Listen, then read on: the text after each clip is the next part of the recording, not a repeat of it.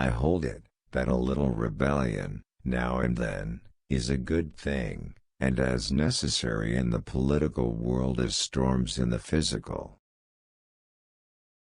The equal rights of man and the happiness of every individual are now acknowledged to be the only legitimate objects of government. Whenever a man has cast a longing eye on offices, a rottenness begins in his conduct. No government ought to be without censors, and where the press is free no one ever will. No man will ever carry out of the presidency the reputation which carried him into it. All, too, will bear in mind this sacred principle, that though the will of the majority is in all cases to prevail, that will to be rightful must be reasonable, that the minority possess their equal rights, which equal law must protect, and to violate would be oppression. Power is not alluring to pure minds. It is error alone which needs the support of government. Truth can stand by itself. To compel a man to furnish funds for the propagation of ideas he disbelieves and abhors is sinful and tyrannical. I hope our wisdom will grow without power, and teach us that the less we use our power the greater it will be. It is incumbent on every generation to pay its own debts as it goes, a principle which if acted on would save the one half the wars of the world. Experience has shown that even under the best forms of government those entrusted with power have, in time and by slow operations, perverted it into tyranny. If we can prevent the government from wasting the labors of people under the pretense of taking care of them, they might just become happy. We hold these truths to be self-evident, that all men are created equal, that they are endowed by their Creator with certain inalienable rights, that among these are life, liberty, and the pursuit of happiness. The end of democracy and the defeat of the American Revolution will occur when the government falls into the hands of lending institutions and moneyed corporations. Educate and inform the whole mass of the people. They are the only sure reliance for the preservation of our liberty.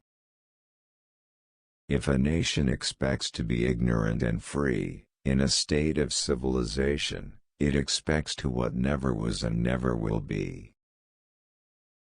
I was bold in the pursuit of knowledge, never fearing to follow truth and reason whatever results they led, and bearding every authority which stood in their way.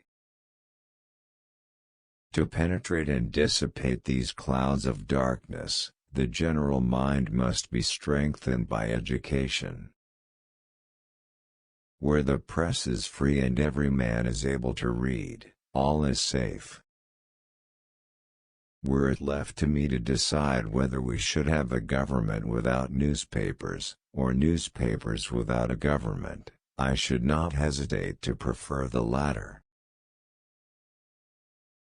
Enlighten the people generally, and tyranny and oppressions of body and mind will vanish like evil spirits at the dawn of day.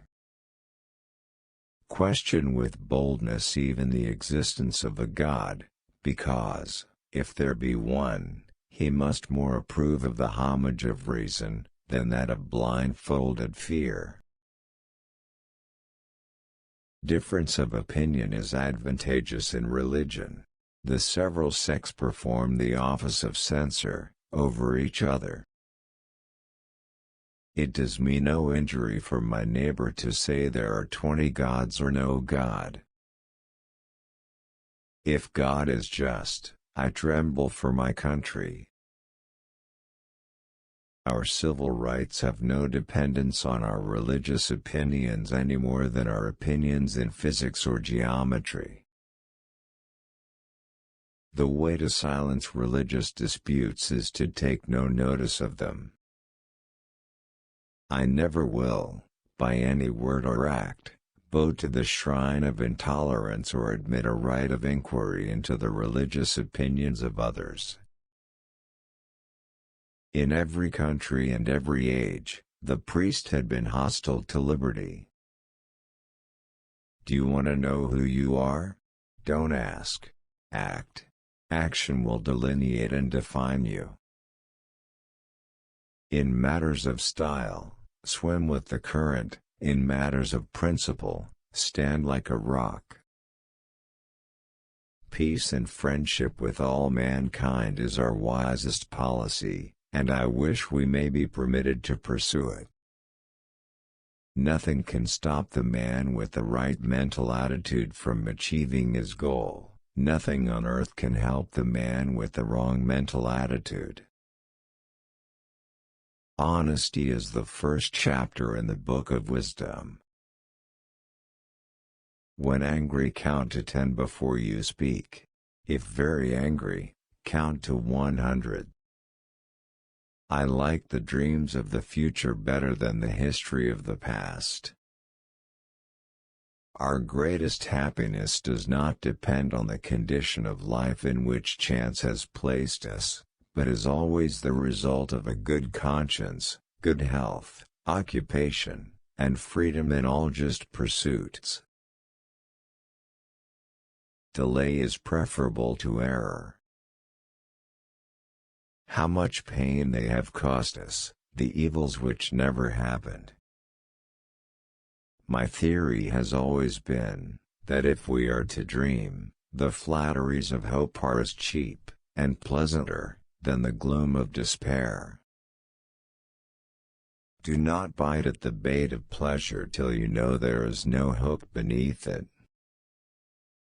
I'm a great believer in luck, and I find the harder I work the I have of it. Nothing gives one person so much advantage over another as to remain always cool and unruffled under all circumstances. Think as you please, and so let others, and you will have no disputes. Thomas Jefferson.